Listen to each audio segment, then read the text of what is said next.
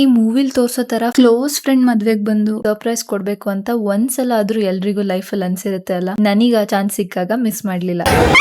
ನಾನ್ Australia ಇಂದ ಬಂದಿದ್ next day ಸಂಜೆನೆ ನನ್ ಫ್ರೆಂಡ್ ಸಂಗೀತ್ ಅಟೆಂಡ್ ಮಾಡ್ದೆ. ಅವ್ರೆಲ್ಲ ನಾನ್ ಬರಲ್ಲ ಅಂತ ಫಿಕ್ಸ್ ಆಗಿದ್ರು. ಯಾವಾಗ್ಲೋ ಬೆಟ್ ಎಲ್ಲ ಹಾಕಿದ್ರು, ಅದು ಒಬ್ಬೊಬ್ರು 5,000 ಎಲ್ರು ಬೆಟ್ ಸೋತ್ ಕೊಡ್ಲಿಲ್ಲ, ಅದ್ ಬೇರೆ ವಿಷಯ ಬಿಡಿ.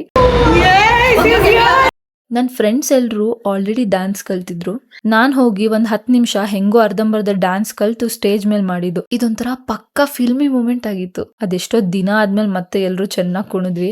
ಒಂಥರ ಇನ್ನು ಕಾಲೇಜಲ್ಲಿ ಇದೀವೇನೋ, ಕಾಲೇಜ್ ಫೆಸ್ಟ್ ಅಲ್ಲಿ ಕುಣಿತಿದೀವಿ ಅನ್ನೋ ತರ ಫೀಲಿಂಗು. ಅದ್ ಹಾಗೆ ಅಲ್ವಾ, ಮದ್ವೆ ಆದ್ಮೇಲೆ ಗ್ಯಾಂಗ್ ಎಲ್ಲಾ ಕಡೆ ಚಲ್ಲಾಪಿಲ್ಲಿ ಆಗಿರುತ್ತೆ. ಮುಂಚೆ ತರ ಸಿಗ್ಬೇಕು ಅಂದ್ರು ಏನೇನೋ ಕಾರಣಕ್ಕೆ ಸಿಕ್ಕಿ ಟೈಮ್ ಸ್ಪೆಂಡ್ ಮಾಡಕ್ ಆಗಲ್ಲ. ಲೈಫ್ ಅಷ್ಟು ಚೇಂಜ್ ಆಗೋಗಿರುತ್ತೆ. ನಂದು ಅದೇ ಕತೆ. 3 ವರ್ಷ ಆದ್ಮೇಲೆ ಒಬ್ಳು ಫ್ರೆಂಡ್ ಮದ್ವೆನ ಎಲ್ರೂ ಅಟೆಂಡ್ ಮಾಡಕ್ಕೆ ಕಾಲ ಕೂಡ ಬಂತು. ಇಲ್ಲ ಅಂದ್ರೆ ಯಾರಾದ್ರೂ ಒಬ್ರು ಇಬ್ರು ಮಿಸ್ ಆಗಿರ್ತಿದ್ರು. ನಾನಂತೂ ಈ ವರ್ಷ ನಾನ್ ಎಷ್ಟ್ ಜನ ಫ್ರೆಂಡ್ಸ್ ಮದ್ವೆನ್ ಮಿಸ್ ಮಾಡ್ಕೊಂಡಿದೀನಿ. ಅದ್ರಲ್ಲೂ ನನ್ ಬೆಸ್ಟ್ ಫ್ರೆಂಡ್ಸ್ ಮದ್ವೆನ. ಇನ್ನು ನಾನ್ ಸ್ವಲ್ಪ ಜನಕ್ಕೆ ಸರ್ಪ್ರೈಸ್ ಕೊಡೋದಿತ್ತು.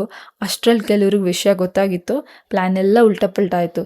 ಕಸಿನ್ಸ್ ಕೂಡ ಕಾಲ್ ಮಾಡಿ ಅಕ್ಕ ಬಂದಿದ್ದೀರಂತೆ ಅಂತ ಕೇಳ್ಬಿಟ್ರು. ಬಟ್ ನಿಜಕ್ಕೂ ತುಂಬಾ ಟ್ರೈ ಮಾಡ್ದೆ, ಬ್ಯುಸಿ ಆಗಿದ್ರಿಂದ ಆಗ್ಲಿಲ್ಲ. ಇನ್ನು ತುಂಬಾ ಜನ ಫ್ರೆಂಡ್ಸ್ಗೆ ಫ್ಯಾಮಿಲಿಯವ್ರಿಗೆ ಸಿಗಕ್ಕಿದೆ. ನಿಧಾನಕ್ಕೆ ಎಲ್ರಿಗೂ ಸಿಕ್ಕು ಟೈಮ್ ಸ್ಪೆಂಡ್ ಮಾಡಿ ಹೋಗ್ತೀನಿ.